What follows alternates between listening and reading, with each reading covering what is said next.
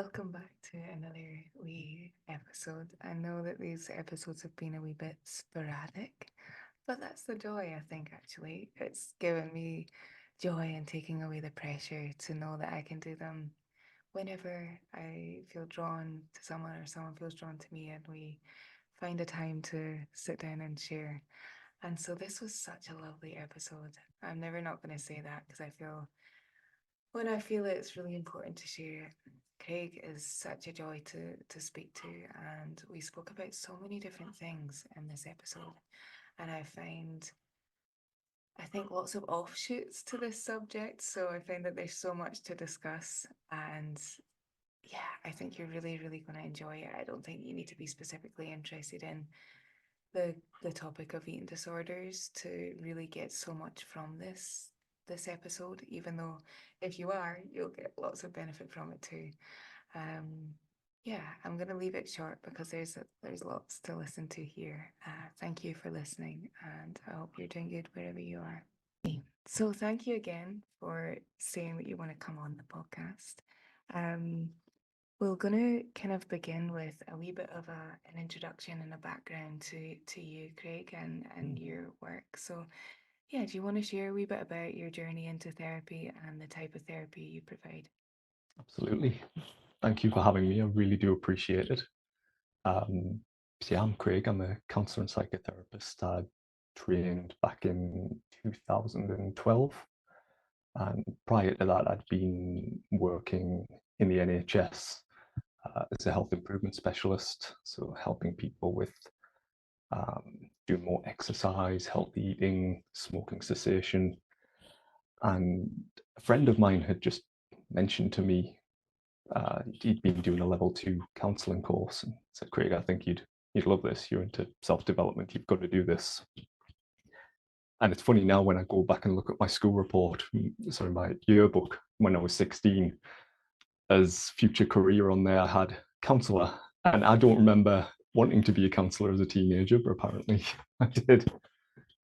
Uh, so I completed my initial training in 2012. Um, and then a couple of years ago, I decided I really wanted to work with eating disorders after being in recovery myself for an eating disorder, which I had for 17 years. And yeah, I now almost exclusively work with eating disorders or people with body image issues in a very integrative way.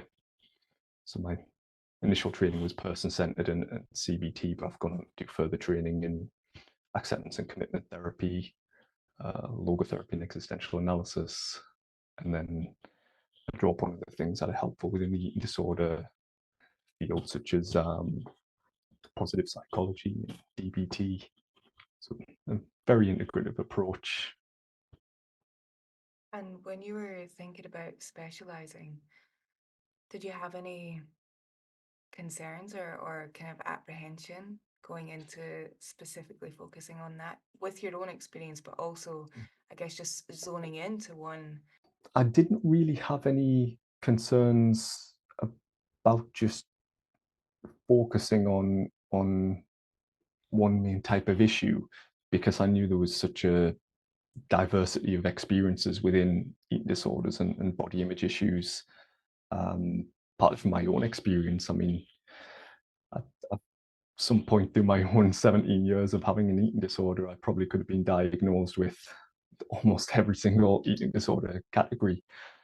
Um, and I wasn't really concerned about working with people with eating disorders, despite my own experience in terms of sort of worried about being triggered. It was it was an excitement that I wanted to do for other people what my therapist had done for me. It took me 17 years to find the right therapist who specialized in eating disorders, and the difference that made to my life was invaluable. And it was that point on I knew this is what I want to do. This is what I want to focus on. It's really exciting to hear you share that. And I think that that's what I was in some ways hoping you would share, because I think that that really highlights that there's quite a lot of misconceptions around eating disorders, that it's one thing, but Mm, actually, like you just described, it's so diverse. And yeah. you know, you're working with the whole person with all the stuff that they bring. And even when I reflect on my own studying around eating disorders, my own experience, that I think that it's almost named wrong. I am a kind of I kind of think about language a lot, and and Mm, what we mean by words, what we mean by phrases. Some of the phrases we've just used for years, and we don't actually kind of think, what does that mean? So I think that my own apprehension, and I'll share a wee bit about this, that before my kind of self-acceptance around having an eating disorder years and years ago, that I felt like I didn't resonate with the word, the mm, diagnosis, the kind of subcategories. I didn't resonate with them, although I could resonate with the behaviors, the thoughts, the feelings. There was something about the focus on food that almost didn't resonate fully with my experience. It kind of it encapsulated some of it, but I didn't feel like it encapsulated the complexities of it and how it could impact so many things in our life. And it almost at first stunted the recovery process. So I'm curious about your thoughts on it, and then maybe we can touch on some of the misconceptions around eating disorders too. yeah, you've hit on some really good points there. I mean, sometimes you see these sort of these quotes or these kind of memes on social media. Eating disorders are not about food, for example. Well, they are and they aren't. And when I'm working with someone, it doesn't matter to me whether they've had a diagnosis or not. I could not care less about the diagnostic criteria and the label. I care about the experience of that person, and I want to know, do they have a name for their difficulty? Some people do struggle even with the term eating disorder, especially this really prevalent idea that I see all the time, which is, yeah, I know this is me, but I don't feel like I'm sick enough to deserve that label or treatment. Almost a type of imposter syndrome with the label. And then conversely, you have the prevailing attitudes of some health professionals that eating disorders have to look a certain way with certain people. I can still remember my GP's face when I told him, that I thought I had an eating disorder. It was just the most skeptical kind of, are you sure? You really? And years after that, I would still be going and getting blood tests, getting weighed. Oh, you're a healthy weight, you're fine. I'm not fine. And it's that there's so many layers to, as you say, language and meanings. And yes, labels and diagnostic criteria are useful as a map, but they aren't the territory. And we need to understand the territory, and you can't do that without working with the individual, because I can work with 100 people who are presenting with you know what might look like bulimia, but that's 100 very different experiences. Yeah, yeah, so many offshoots from what you've just shared.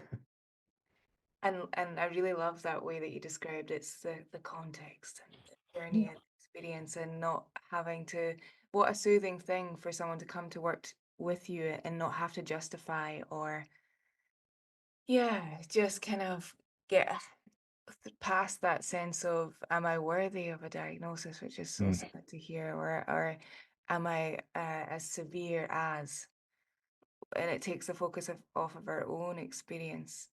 And you touched on social media there, and I think that there is the kind of pros and cons of both.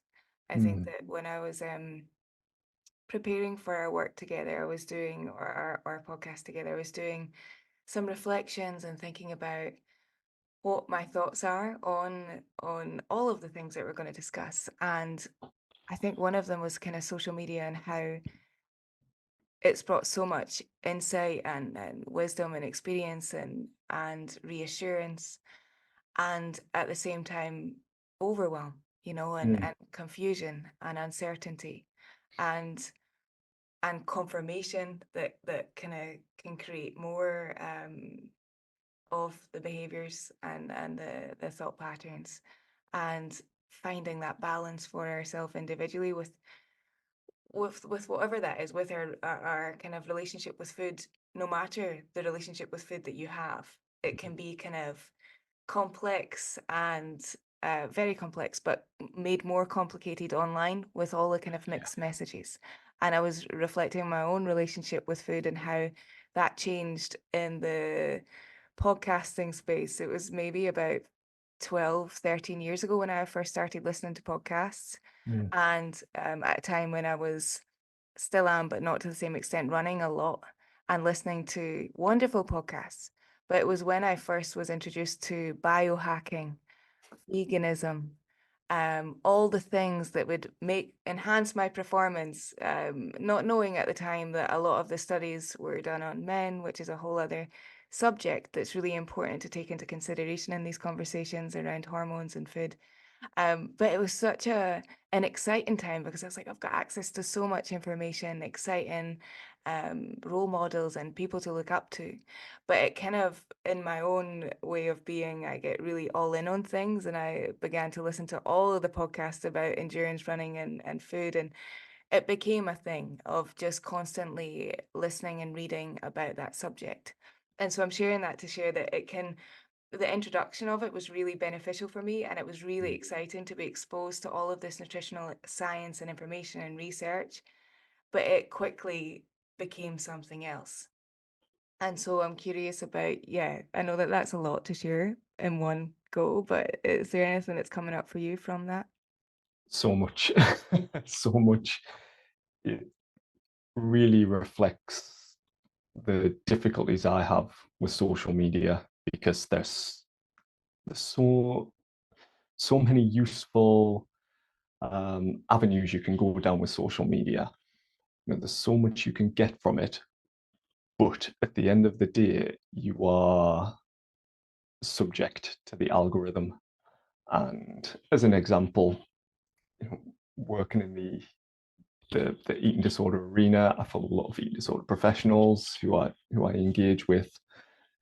But the algorithm still loves to give me pro eating disorder accounts or people actively encouraging disordered behaviors that maybe don't cross over into a pro eating disorder account, but are certainly not in line with what we know is the kind of content someone who's struggling with their relationship to food or their body should be viewing. But the algorithm is pushing that, and you see this in the nutritional field too. Things have become so distorted that people don't have a clue what they're supposed to be eating. You can look at the news or listen to a podcast or go on social media, and one moment you're seeing, oh, the carnivore diet is now the best diet you can have if you want to prevent illness, etc., etc. And then alternatively, you're seeing the same for veganism, or pushing devices such as continuous glucose monitoring to look at how your body reacts to certain foods. And it's no wonder people are feeling confused and lost and are finding themselves going down avenues and holding on to what sometimes they see as a potential lifeline. So there's a lot of health anxiety that comes with eating disorders, especially things like orthorexia. A lot of people are really afraid for their health, and they want absolutes, they want clear answers, and you're not going to find that on social media. So I really have to, I really wrestle with myself a lot on my own use of social media, because yes, I'm putting out content that I think is helpful, but people are going to engage with that content and they're going to continue to stay on the platform, and therefore potentially be shown things that aren't helpful. So it's a love-hate relationship with me, and I don't quite know where I'll end up. truthfully, I'd love to not have to use social media at all. But I know there are people who benefit from the things that I post. And so it's that limbo, that grey area. Yeah. And you mentioned orthorexia there. I think we were going to touch a wee bit on that. Mm, Wondered if you mind sharing a wee kind of, yeah, I know it's quite difficult, maybe some definitions around certain eating disorders so that, because I think that orthorexia is still one that there's not a lot of context given when it's shared or it's not shared sometimes. yeah, absolutely. Orthorexia is a difficult one because it's not accepted as a um, an official diagnosis. So there's no agreed upon diagnostic criteria at this point. It's a proposed diagnosis, and there are proposed diagnostic criteria for it, but it's currently just something that's more descriptive, used within the eating disorder world, that approaches viewing obsession with clean eating or pure eating and eating only healthy foods. Um, a key word there is obsessive. When you look at orthorexia, there are some similarities with some of the mindsets that go alongside anorexia: perfectionism, anxiety, obsessive compulsive behaviors. And it's no surprise that many people who recover from anorexia go into orthorexia. You know, there's a pipeline there that's quite clear. But it is this obsessive need to eat only clean, pure, so-called good, healthy foods, and avoid those foods which are considered impure, unclean, bad, unhealthy. One of the issues we find with orthorexia is that of all the people that are not going to access treatment, people within that category of orthorexia who we could say, meet those definitions, least likely to access treatment, because our culture almost promotes, and not even almost, it does promote so many of these behaviors. And I can, from my own experience with orthorexia, it was a shield. I could absolutely say to people, and I believed that, you're in the wrong. I'm looking after myself. I'm eating healthily. You're the one that's deluded. How can you expect me to not want to look after myself? And that's such a difficult thing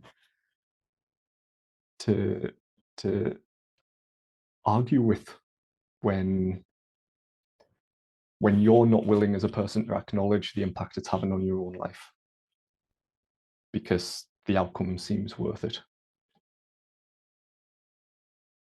That feels like a powerful thing to reflect on what you've just shared at the end, that the outcome that's promised, because there might be some side effects. You might feel better in your body and in your mind from eating specific nutrients that meet your human needs.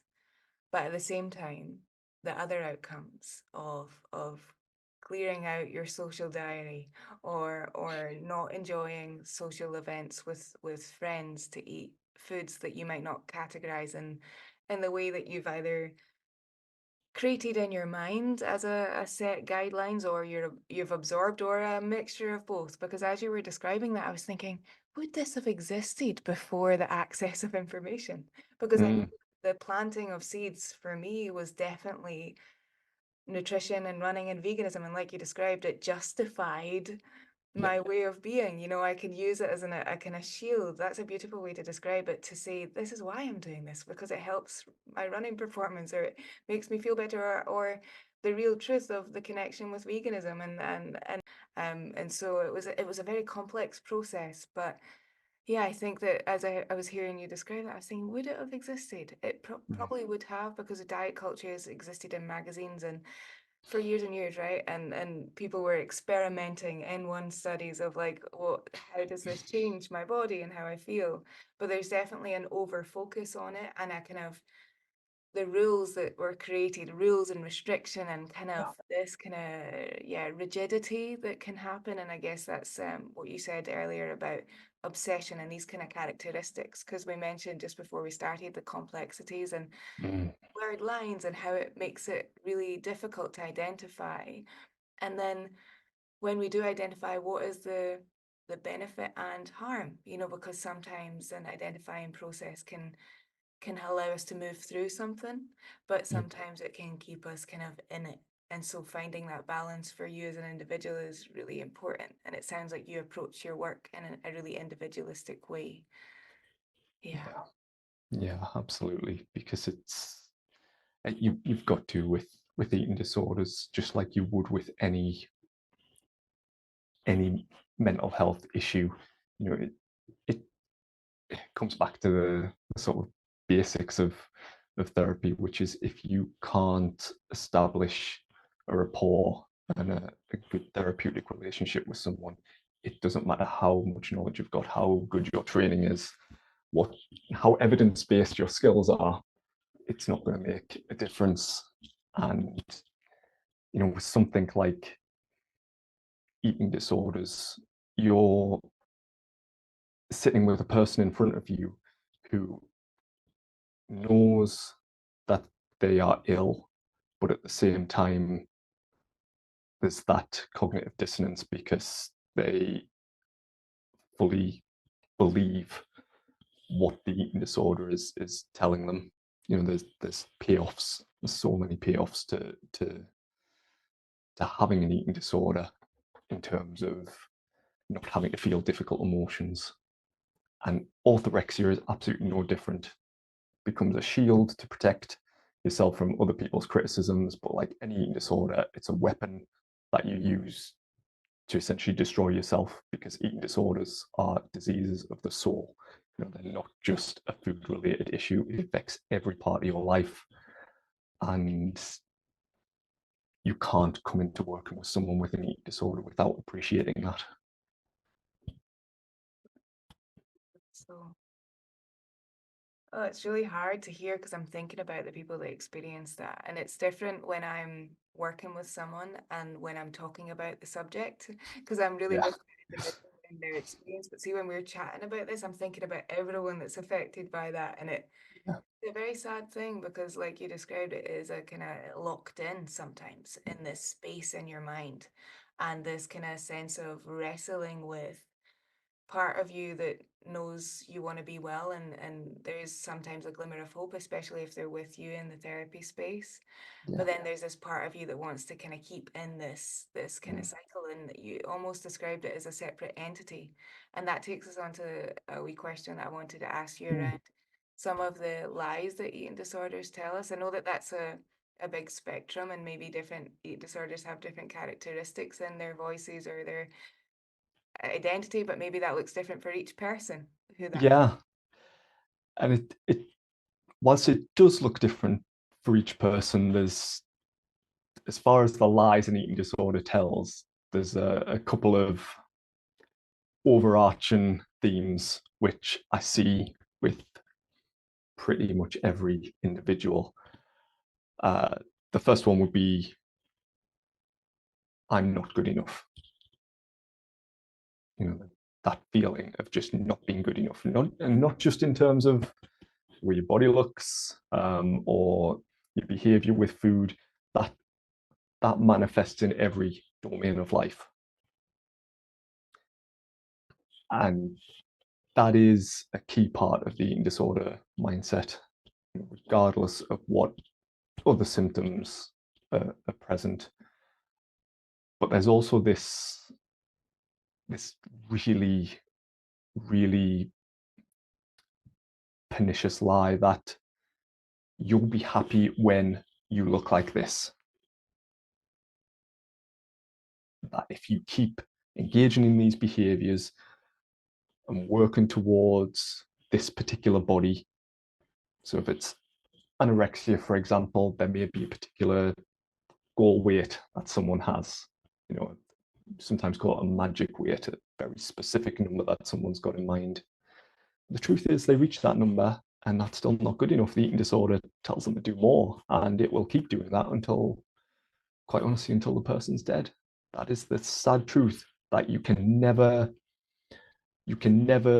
be slim enough or muscular enough or toned enough to satisfy your eating disorder. It will always change those goalposts, and it will promise you happiness when you look a certain way. And I know I'm not the only one to say this, because I was commenting on someone else's post on Instagram the other day, who was showing a side by side image of when they were deep within their eating disorder, and he was very muscular, had a six pack, and he compared an image to himself sort of now, where he didn't have the same level of tone, and seeing the difference in happiness was unbelievable. And I can attest to that. The most miserable I've ever been was when my abs looked the best. The most miserable I've ever been was when physically I thought I looked the way I was supposed to look. And that is the biggest lie that people struggle with an eating disorder. And it is like a voice that's constantly telling you you're not good enough, you need to do more, you don't deserve to eat in that, you need to skip a meal now. And some people physically hear a voice, like an auditory hallucination, particularly in anorexia. The more weight you lose, the louder that gets. But in any eating disorder, it's always this inner monologue that's criticizing and judging and pushing. Judging, criticizing, never kindly saying, unless they're meeting the standards that it's trying to perpetuate for them. It's really, yeah, there's a couple of things I wanted to quickly share back on what you've shared. I think one of them really important to highlight joy and happiness and contentment at different stages, and to celebrate when you're not at that stage of you seeing that side by side, because sometimes side by sides are jarring, but that sounds like a really positive side by side to hear. Mm. And to share a wee bit, and this is one of the things I might take out, but that at my lowest weight, I was absolutely foggy, a shell of myself, and was so sad because the people around me, there was this elephant in the room that I was not okay. You know, that I was not okay, but I was so convincing that I was, even to myself. You know, I didn't believe it myself. And I'm listening to podcasts about, so that was a time where I was really interested in endurance running, and definitely the way that I get really zoned in specialist subjects. I'm like, learn all about it. And so I'm learning about endurance athletes and women, and losing your menstrual cycle. And Mm. this was at a point where I had lost my menstrual cycle, and I was listening about someone talking about their experience and thinking, I actually had so much empathy for the person that was talking, and that it wasn't me. You know, I'm Yeah. listening to it, I'm going, like, my empathy is still losing out like it is today, but I have no sense of myself in that space. It's so jarring to reflect back on that moment. I remember where I was, and really thinking that must be so difficult. Their body breaking down and their struggle with food, completely not recognizing that I was in it. So I had so much mental fog, and kind of periods of real energy and focus, and then periods of not. And it's really sad when I was requesting so much from my body and my mind, and internally not feeling it, so outwardly projecting this idea that I'm okay and inwardly not feeling that at all. And that's a really sad thing, that I really had to work out what my identity was within running and veganism, and it's an identity shift and recreation. And for me it was getting injured Mm. and working out who I was without running. And it forced me into therapy. It forced me into a kind of dismantling and a sitting with my feelings. And like you said, sitting with and not numbing from running, and the amount of energy and time it takes to create your diet and food and focus on that. I was making my own supplements and green smoothies and all the things. And it did at the same time bring me joy and contentment within that process. It was Yeah. a temporary relief, like Gabor Mate says, or Yeah. trauma experts say, it's a temporary relief. And then getting to that point of recognizing that I was using it, because I didn't realize I was using those things until I was injured, and I was forced to sit with those feelings and work out, whoa, what do I do with this overwhelm of feelings Yeah. and work it out from there. And it was not a linear journey, but I just wanted to share a wee bit of that because I think it's important to, especially as therapists, that so many of us have lived experience that sometimes we, and I guess this is my conflict with sharing a wee bit about this, is that there's maybe some shame and judgment in there of when you're a therapist, although I really share that I'm still a human and go through things. Sometimes there's this idea that there's things it's okay to share as a therapist, Mm, that you have mental health challenges day by day, it's some mood challenges, or but eating disorders for me still feels like a taboo subject in the mm, world. There's certain people like you and I will really get what we're saying here, right? I sense from your body language and the way that you're with me that you get what I'm sharing. yeah. Some people that have not had that experience or been exposed to certain language around relationship with food and their body, they just come at it from a different perspective, and without meaning to can hold a wee bit of maybe judgment or misconception Yeah. around those things. I'm aware I've been blathering on and I really want to hear your No. thoughts and feelings about these things. Yeah. So many things I could kind of go with there. That one of the things that stands out for me is this thing around self-disclosure as a therapist. Because depending on your therapeutic modality, self-disclosure is something that's emphasized or sort of criticized in different ways. And certainly before I went through my recovery, I was the kind of therapist that really minimized self-disclosure at all, especially around my own mental health. But since my recovery, I have found that disclosing my own recovery from an eating disorder and body dysmorphia has been the best thing I could ever do in this space. And it was certainly the best thing my therapist did for me. And I now ask every single client who I work with, what was it about me that made you want to work with me? Because that question often reveals some really interesting things. Every single person has said because you've been through it. And whilst I don't think you need to have been through everything that a client is presenting in order to be able to work with that, I do think there's something unique about eating disorders that that level of self-disclosure really does make a difference, both in your ability to fully empathize and understand, because it's so difficult to imagine when you've got someone sat in front of you who knows they're sick and they want to recover, but at the same time they are very attached to their eating disorder. They don't want to let go of it.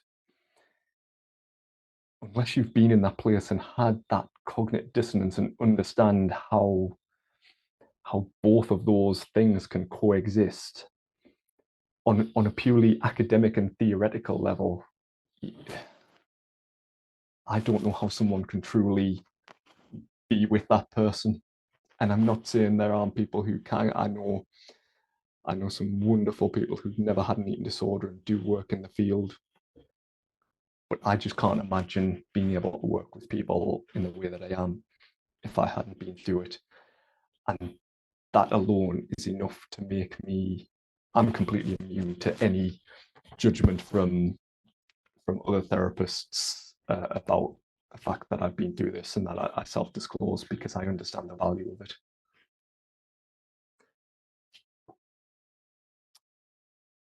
Just off the back of that, there's something I really wanted to pick up on, which you mentioned, which I think is so important, and that is identity, because that is such a huge issue with eating disorders. That the people I work with who say to me, I don't know who I am without it. And that's why I'm really interested in sort of the logotherapy and existential analysis side, because it's about helping people connect with their values, find out what matters to them, and have that sense of meaning and purpose in life.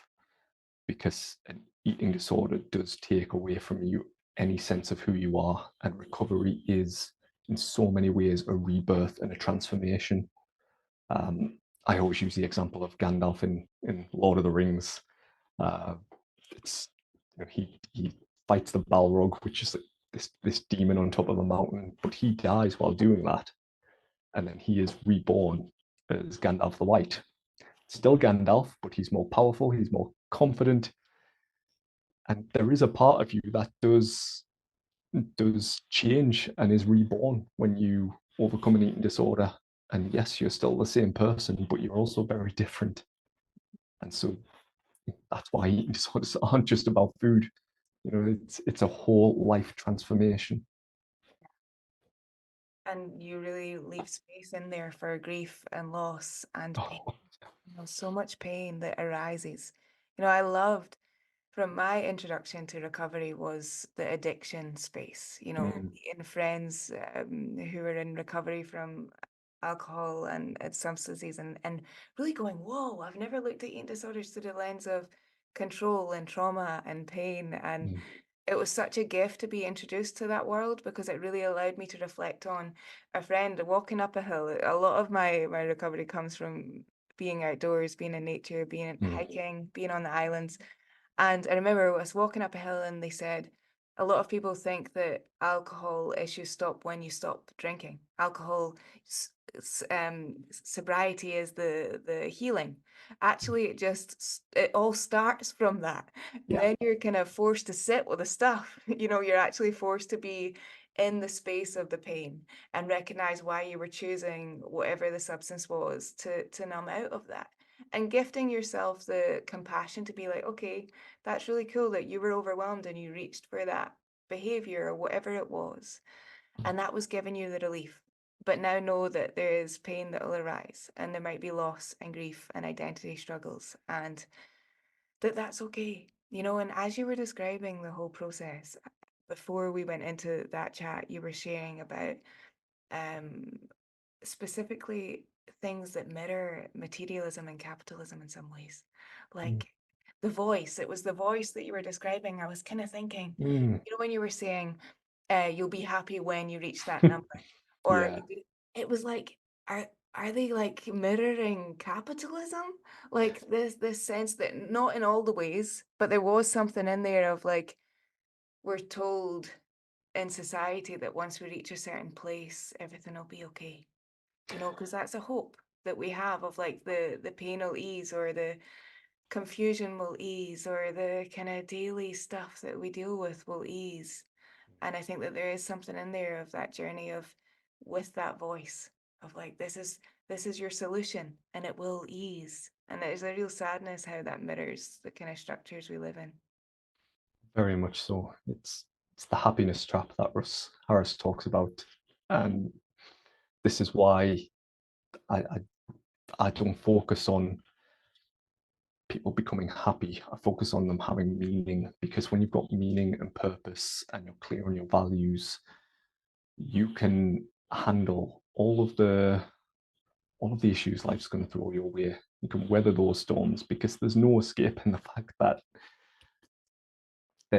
happiness isn't some sort of lasting kind of goal that you reach and that's it. You're in a happy state for the rest of your life. There's certainly moments of joy, but what you need is a strong sense of meaning and purpose to carry you through. And in the recovery space, that helps you not only with the recovery, but with relapse prevention, which is such a big thing for eating disorders. Because if you if all we do is treat the symptoms, and we can reduce a lot of the symptoms in someone with an eating disorder fairly quickly. But recovery has to be more than symptom reduction, because an eating disorder is more than just its symptoms. So much more.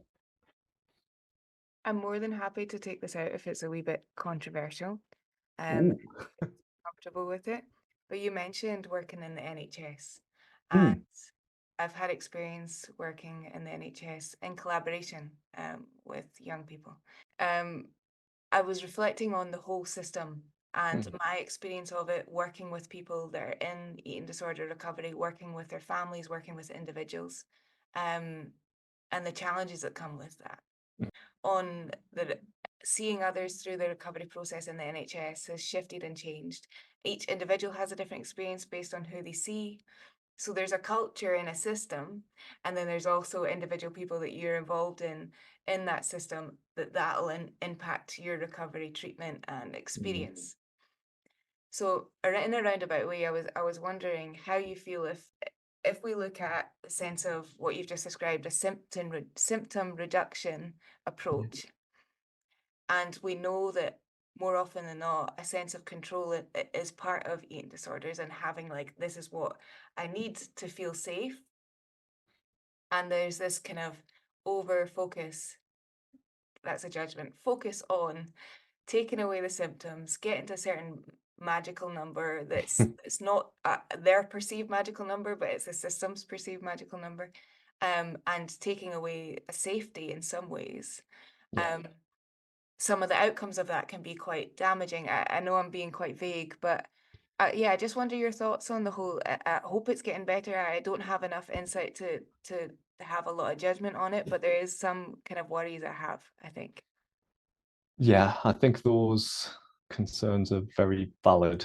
Because I work online, I work with people from across the country, and the level of support they get definitely varies between area to area, service to service.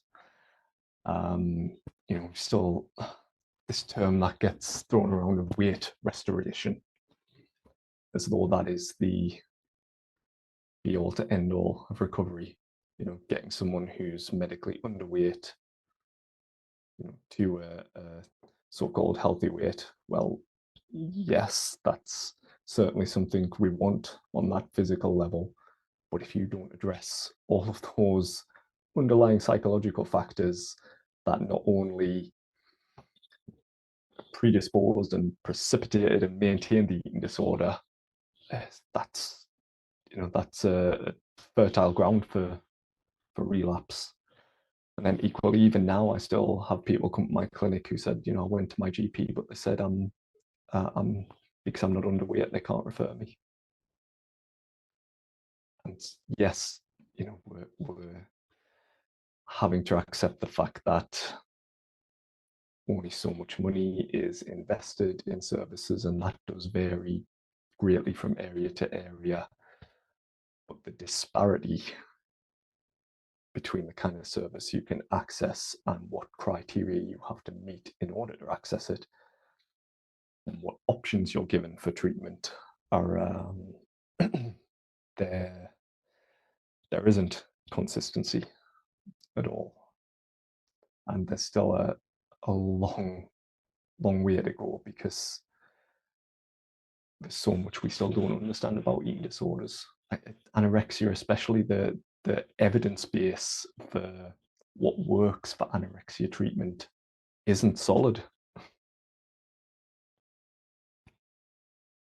And then you know this could go off in an entirely different podcast altogether. But then there's the understandable controversy behind the idea of severe and enduring eating disorders and people being treatment resistant.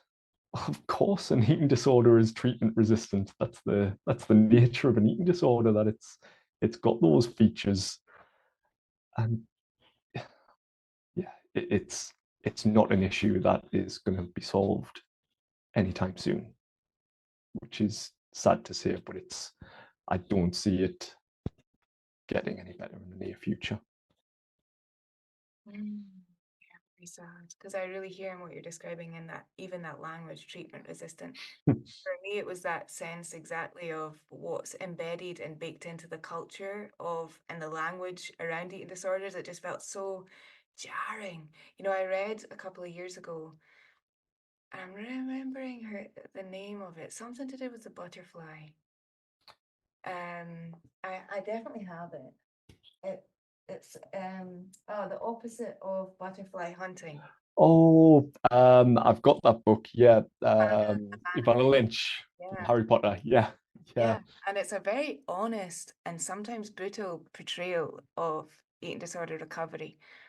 yeah, It was really powerful, and I think there's lots of kind of case studies that come to mind of that experience of going in and it being really harmful and traumatic to hear some of the stories. And it's not to say that that happens everywhere, like we talked about, but there Mm, is a lot of, I guess, misconceptions. Our original kind of starting point was the misconceptions around what encompasses an eating disorder and sometimes the shame, especially around specifically about your body, and there's almost like a that's your sole focus, like a, I can't think of the word, like an aesthetic goal is the focus rather than all the stuff that comes with it.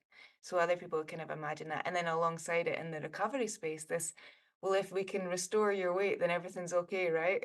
Not recognizing we're so much more than that. And I think that that takes me to the kind of two things I wanted to ask you, and I know we're at 55 minutes. Just let me know how you're doing, and yeah, can we absolutely check in fine. with that? How are you feeling?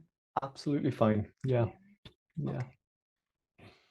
Yeah, I was going to ask you on the recovery front, although you kind of described both hopelessness and hope within it, you know, because there's Yeah. hope in the work that we do and other people that is the hope.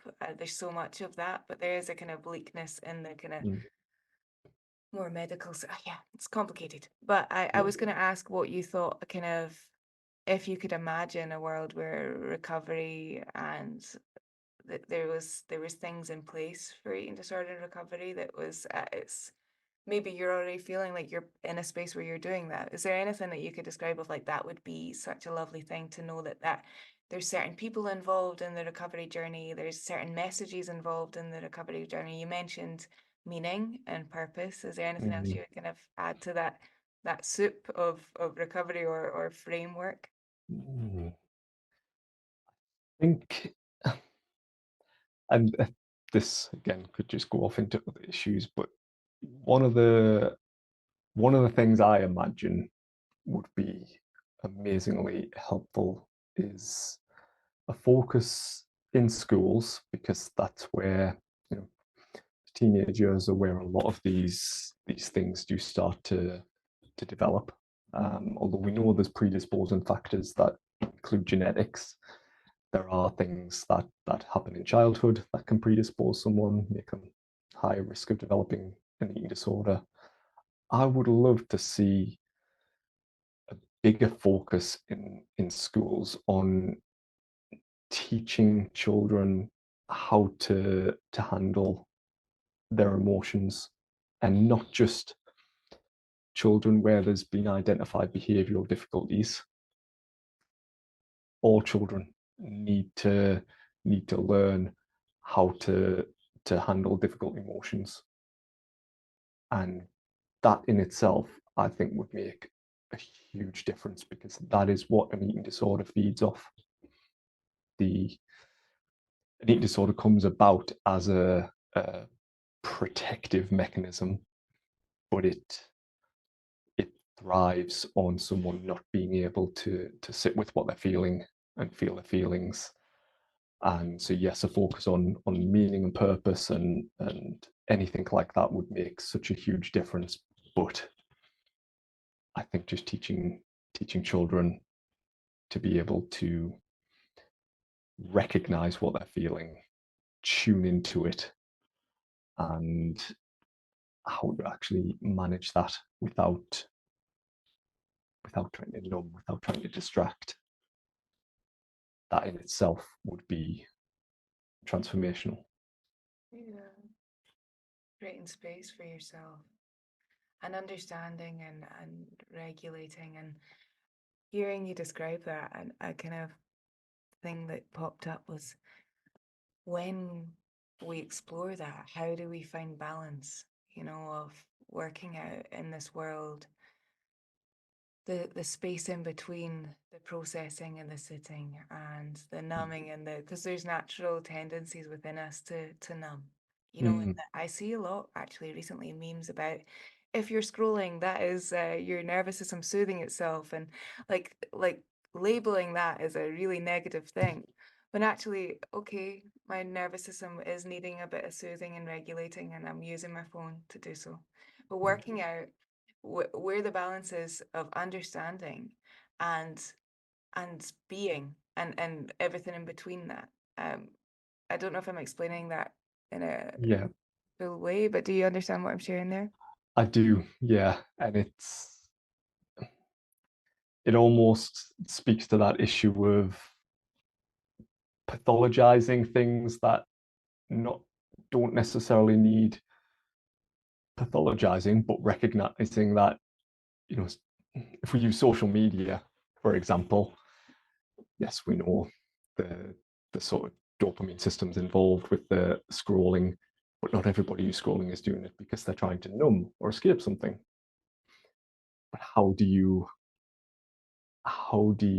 learn to get that balance between giving yourself things just because it's nice and it feels pleasurable and it's, part of the whole human experience, versus when you're using something as a coping mechanism for things you're unwilling to face and feel, or simply unable to face and feel. That's a perfect description. And only we'll know that. I Yeah. think that and only we'll know when we're ready to face these things, to seek recovery, to work out. And I think it's enough to sometimes plant the seeds by listening to people that you Mm. kind of feel connected to and go, okay, those messages are circling around in my mind. I think that gentle approach to recovery is what I was kind of meaning when we were talking about the systems that are placed in the kind of any Mm. was going to say NHS, but like the medical field as a whole, there's a kind of forcefulness with it, not all the time, but it comes from kindness and love and care around people, or around the Yeah. people that love us or care about us, or the system as a whole. But the idea of just gently introducing yourself to the potential and planting wee seeds, and that's the gift of podcasts or the gift of reading someone's experience is like, I'm drawn to that for a certain reason. It doesn't mean I'm saying goodbye to whatever is worrying me or numbing or the coping mechanism as a whole, Mm. because that can be too intense at first, maybe. But Yeah. just allowing those ideas to come in and getting warmth from that and that connection can start the process. And yeah, I guess that takes us on to a couple of the last wee things I wanted to ask you about. Is there anything that you've read or anyone that you've came into contact with? It sounds like your therapist was really meaningful in this journey. Mm. She was, and I'm so grateful to her for what she did for me, because I never thought I would beat this. I never thought I would change. I thought I was going to be stuck with it forever. I could never imagine sitting here now doing what I'm doing, having the kind of body I have now, and really being comfortable with it and living a meaningful life and not constantly worrying about food and calories and unable to miss an exercise session. Um, it's so transformational. So my therapist definitely has been one of the key people. But quite honestly, and this is going to sound so cliche, but in terms of authenticity, I'm going to say it anyway. I'm still meeting people all of the time, both therapists and clients, who are just absolutely inspiring me and keeping me going. And I love what I do. And I never thought I'd be able to say that about my work, but I genuinely love what I do, and I'm constantly being inspired and impressed and just really heartened by the kind of people that I'm working with and meeting, and that is really sustaining. So nourishing. It's like we top ups, isn't it, of like connection. Yeah, Like we need the top ups all the time. Anyone that comes in our life and gives us that sense of connection or inspiration or everything that you just described. absolutely. And I say that as an introvert who loves solitude, that we still need connection. Right. It's there's no, eating disorders are very isolating, and you can certainly use the introversion as a shield to justify isolating yourself and withdrawing. But there has to be that balance. You have to have those social connections. They make such a difference to recovery and staying recovered. Oh yeah. I think that that could be another offshoot to a podcast, right? The sheer words that we use. Because I resonate fully with what you just shared there, and I understand that. It's like recognizing what parts of me do need that disconnection, connection with self, but Yeah. what parts of me need connection and the types of connection and all the things. And as you were saying, I just wanted to quickly mention too that it takes so much energy to maintain an eating disorder. And I think it's injustice. I really think like to really tune into that injustice of it all Yeah.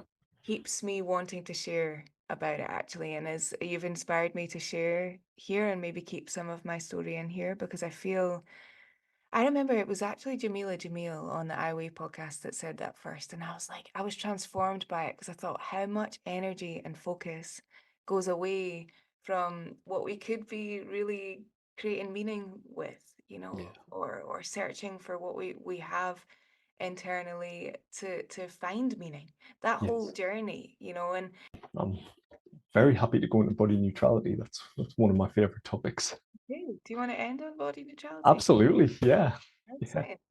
Where would you like to begin with that topic? So I think I guess just defining some terms here around body neutrality and body positivity. Because I think you picked up on an Instagram post that I'd done, which was off the back of an article I did on counseling directory.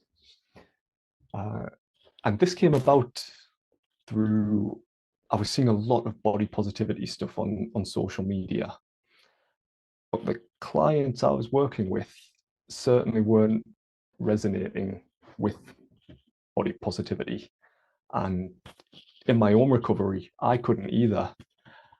And this really got me thinking. And body positivity movement came about in the 1960s in the US. So it was part of the fat activism movement.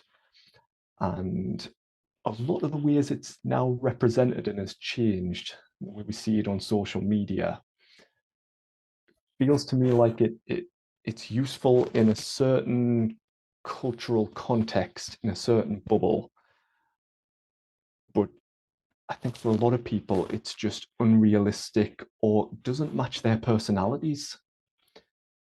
So I started really thinking about this and about body neutrality. And when I was looking at body neutrality, I couldn't really see people sort of defining it in a way that I thought I could translate into working with my clients. So I just sat down and jotted some ideas down and really looked at what kind of key aspects of body neutrality made sense to me from my own research and the clients I'd worked with. And I came up with three key aspects that I think would would define body neutrality.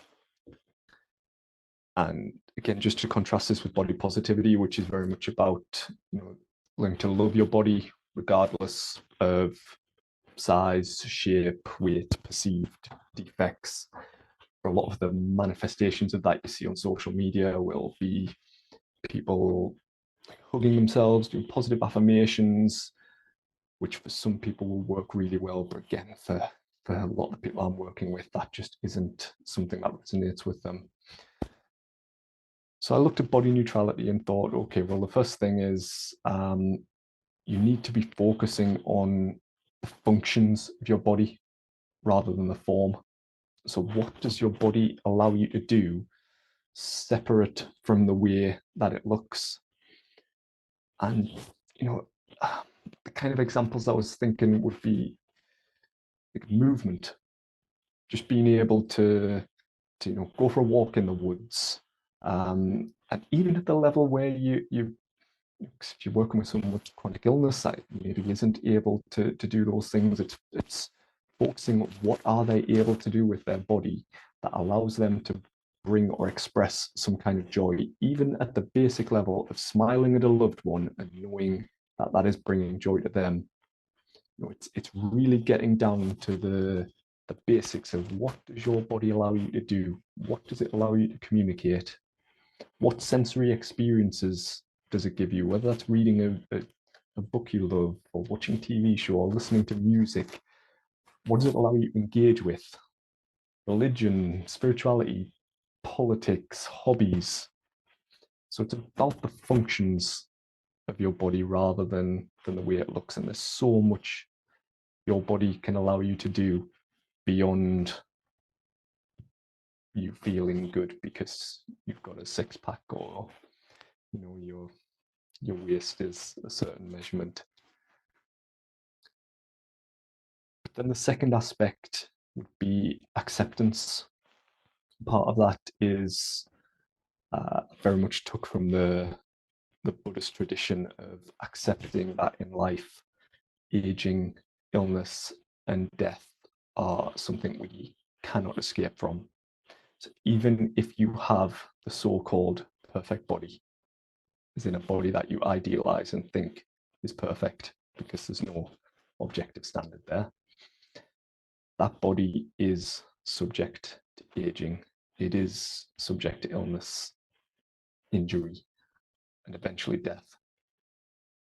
And one of the questions I would ask someone is, if you think of the person who has a body that you think of as perfect, you want that body, you feel like you'll be happy when you have that body. What would have to change about that body before it stops being perfect? What slight things would have to be altered before it stops being perfect? Because that is going to happen one way or the other. And we have to have this acknowledgement that our bodies are going to change. They are not going to stay the same.